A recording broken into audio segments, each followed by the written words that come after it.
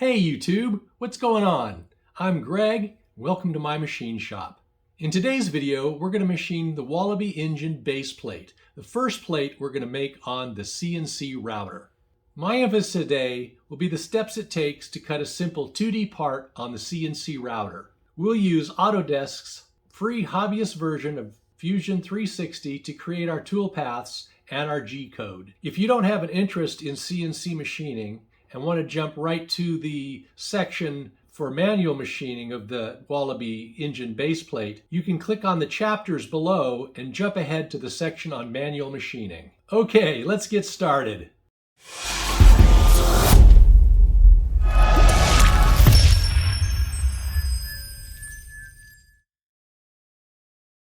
I assume you know how to get the files for the Wallaby Engine Base Plate.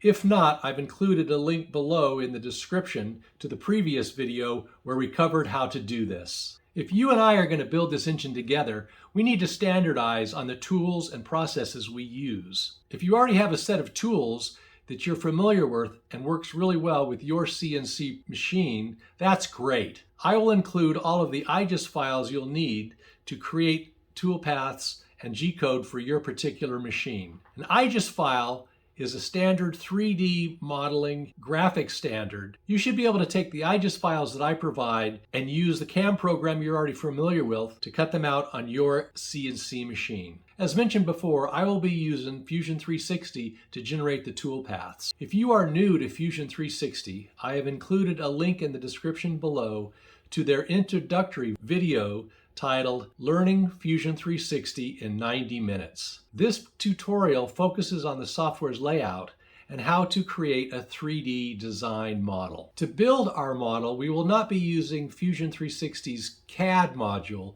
We'll be using the Fusion 360 CAM module, the Computed Aided Manufacturing. But a good foundation in Fusion 360's software is very helpful. I am certainly no expert on Fusion 360, and there are a lot of great videos on YouTube on how to install and get started with Fusion 360. But if we're going to build this engine together, it'll be very helpful to have a common set of tools and at least a common language. A high-level overview of our CNC workflow is as follows. I will provide the IGES and Fusion 360 files that you will need. We will load them into Fusion 360, review speeds, feeds, cutter types, cutting depths, and so on. Then take a look at the Fusion 360 simulator to view our 3D toolpaths to make sure the tool is doing what we want. Finally, we will take the Fusion 360 post-processor to convert our toolpaths to the G-code that our CNC machine needs. Now remember, the files that I provide will be optimized for my CNC machine. You may want to make some modifications, and we will go over how to do that.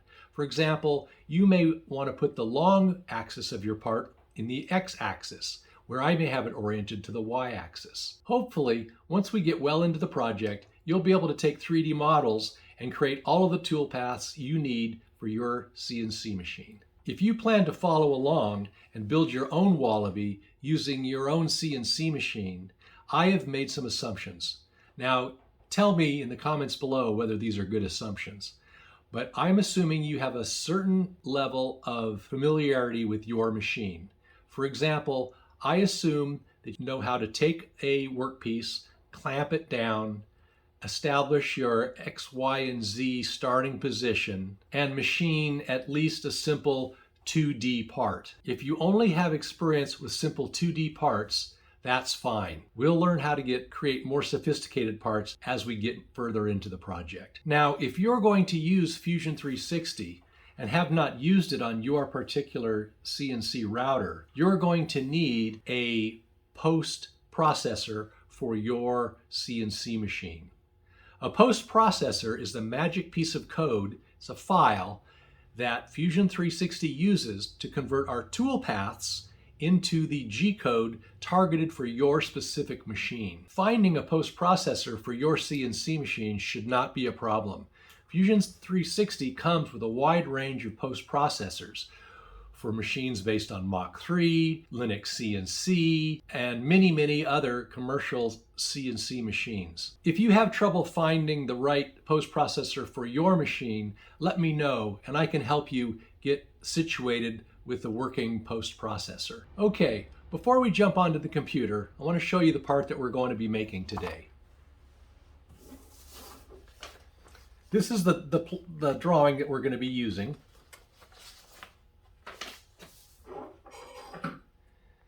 And this is the aluminum Wallaby engine base, cut from a single piece of 1/8 inch aluminum plate. All right, let's jump onto the computer.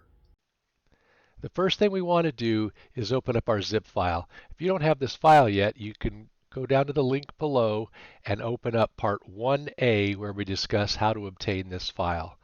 The Fusion 360 file we're looking for ends in .f3d, and we're looking for this file right here, Base Wallaby version 1. If you have Fusion 360 already installed, this icon here should indicate that this type is associated with Fusion 360. Double-clicking it will open it up in Fusion 360. If you're not to that point, we need to pause there and get Fusion 360 up and installed on your machine. Once we open our file of the base plate for the Wallaby engine, we want to add this to a project folder in Fusion 360. Go to the very top here and click on all these little dots, and that will open up this window. If you click on Home, this takes you all the way to the top. Here you can create a new project. Mine is called Wallaby 22. Click on that. That takes us into our project folder. Then we can open up our files and we can come up here, click and save, and that'll save it to this folder.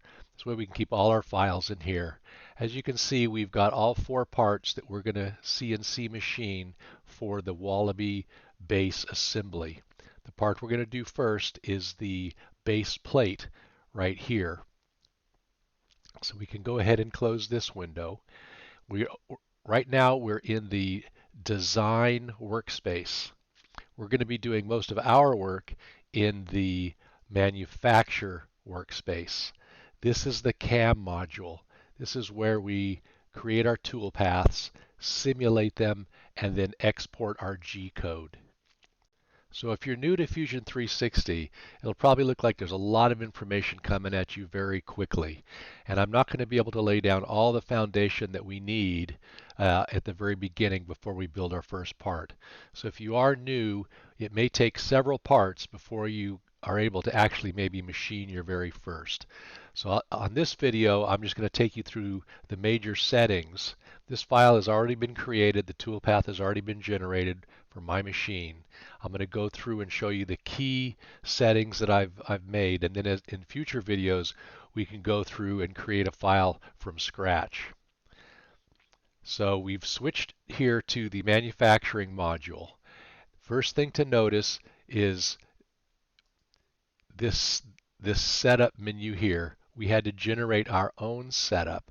We right-click on this one and click Edit. This right here allows us to establish our work coordinate system and our stock. So in this case on the stock, I have a relative size box selected and I don't have any additional stock added to the part. Then we come back over here to Setup. I set my Z in the vertical direction here, and I set the Y-axis this way. That's the way I want it oriented on my machine. And then I chose to set the X, Y, Z center position to the center of the part on the top. And when we zero this in the CNC machine, you'll see why. The last thing we do is we have to select the model. We click on this, and we come up here and click our model. Okay? That's all the setup we need for this first part.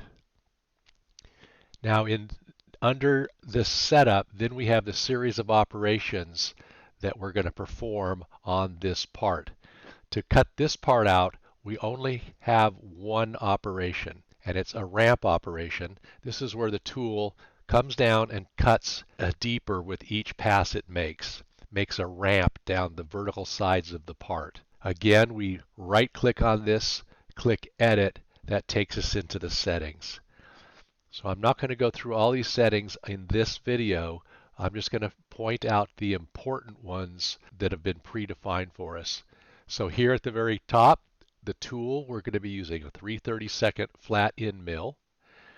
I'm going to be running the spindle at 9,000 RPM, and I'm going to be using a cut feed rate of 7 inches a minute.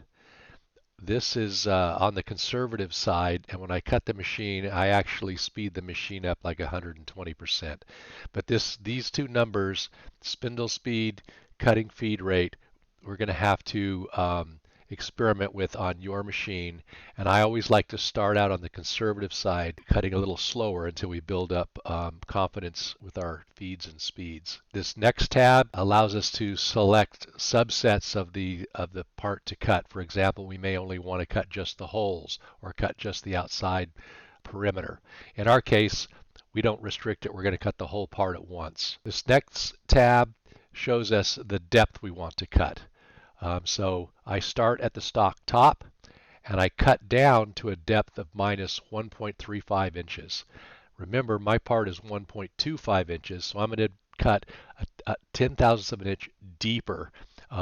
That's why it's good to have that's why we need a piece of sacrificial stock underneath our part, so we don't cut into our table or into our vise. This next tab, we set the depth of cut. Here I've got the maximum step down of 40 thousandths, and I'm radial stock to leave is 2 thousandths, and axial stock is 0 thousandths. Those are the main settings we need for this first time. So when I generate, now you can see this blue line. That is the tool path that we've created from this operation. Up here, we've got 3 actions that we can do. We could click on, this is the simulate. We can simulate this now. We can click on our post processor and generate our G code, or we can look at a setup script which gives us some details of our operation.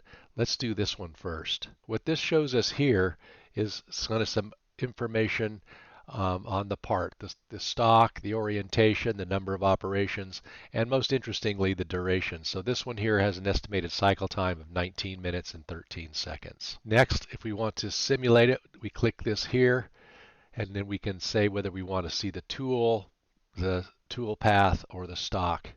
And then we can click the simulate the run button and just let her rip. We look at that, and that looks good. That's what we want the part to look like. There's no extraneous cuts. We don't crash into the stock. So I think that's a keeper. Finally, we click on this post-process button, and this opens up our post-processor. I've already selected the post-processors that I use, and it's as simple as clicking the post button,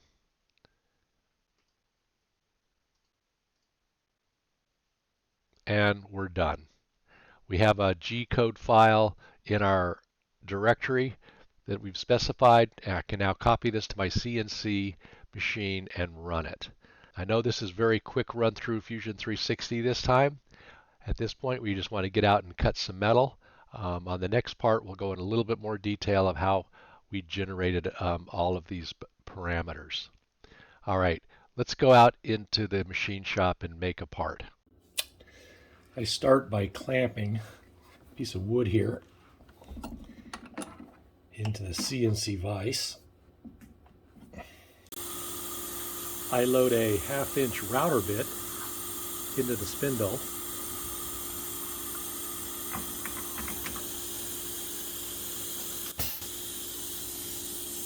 Then we're going to level the top of that wood.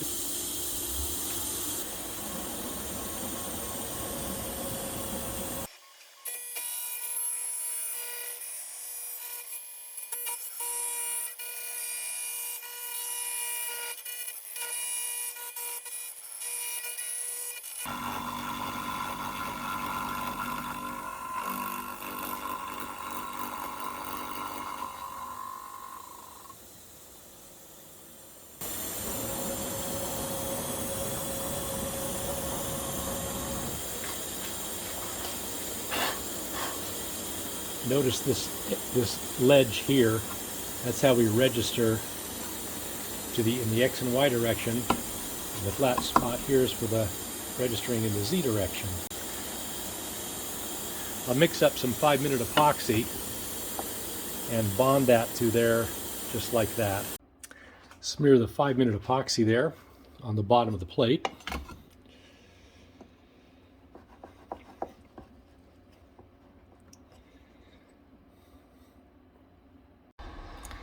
And clamp it into place.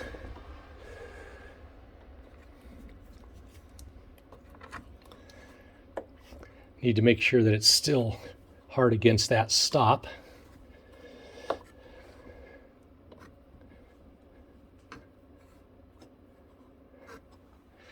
And then we'll let it cure. Okay, I've got a 3/32 inch flat end mill loaded. I'm going to come over and zero on my X, Y, and Z.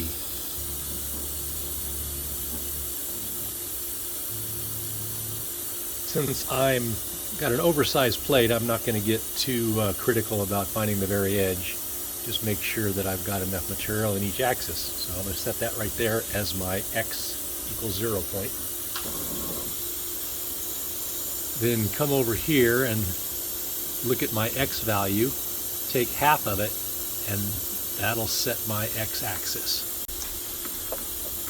Then I'm going to come over and do the same thing in the Y axis. Let's call this Y equals 0.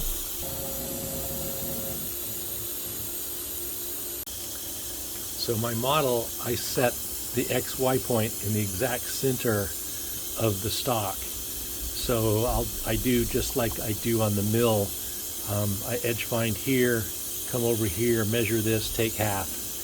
Edge find here, come over, measure this, take half. Set X and Y. Now on the Z, I'm going to come down and get an accurate touch point in the middle. The way I do this is I connect an electrical probe between the plate and the tool, and then I lower it, and my machine will stop when it makes continuity. Now I am going to use a little bit of cooling mist on this. When you epoxy a plate down to something, if you're not careful, the heat generated by the tool cutting can warm this up and soften the epoxy, and then this plate could move. In this case, it's such a large plate, large surface area, sure it's not going to be an issue at all, but it's just a good practice. Okay, and off we go.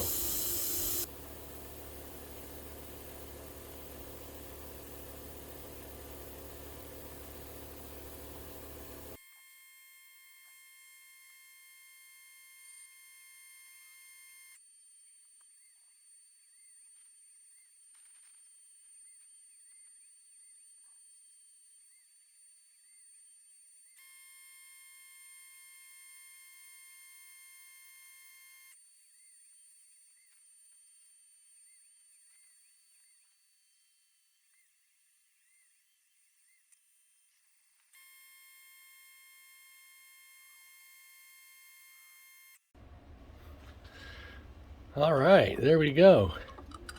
The first part off of our CNC machine. Simple 2D pattern.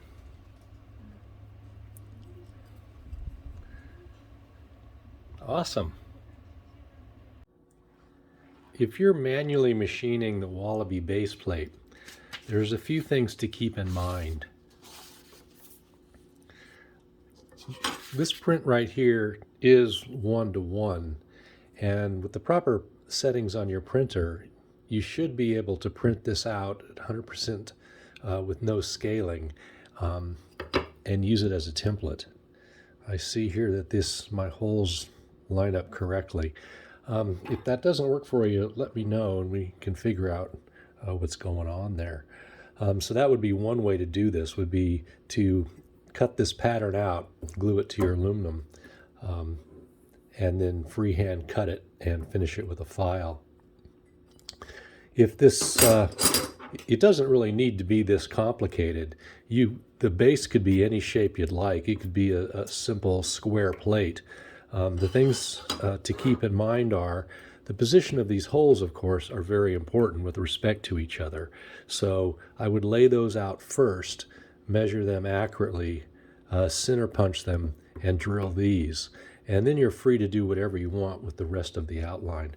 Now, this shape right here, this circle, is put here to allow clearance for the oil drain plug at the bottom of the sump.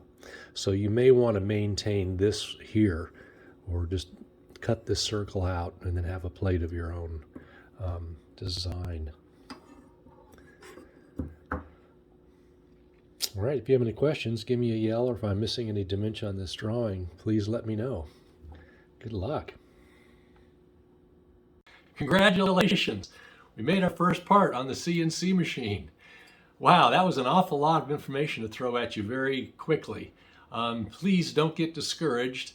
We'll break this down in future videos exploring each of the aspects of this process, from taking a 3D part, loading it into Fusion 360, generating our tool paths, creating G-code, loading it into our CNC machine, zeroing all the axis, getting the CNC machine set up for our workpiece, and cutting the part. So until next time, I'm Greg.